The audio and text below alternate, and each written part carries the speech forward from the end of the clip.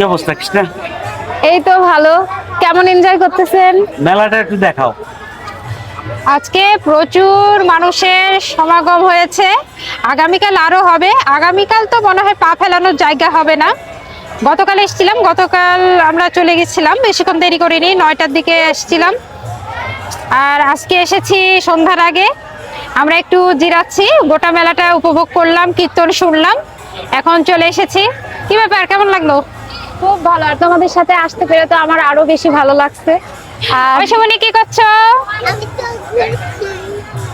ছুটিটাও সেভাবেই আমাদের একদম মিলে গেছে, তোমাদের Perfect ছুটি হয়েছে আর না? আমাদের ছুটি একসাথে। হ্যাঁ, কেমন এনজয় করছো? কেমন? খুব ভালো, খুব ভালো। আমাদের মন্দিরটা কেমন লাগলো আপনার? খুব ভালো, খুব সুন্দর। কতক্ষণ থাকবে, কতক্ষণ এখানে? হ্যাঁ, কতক্ষণ থাকবে এখানে? আরো 2-3 ঘন্টা। 2-3 ঘন্টা।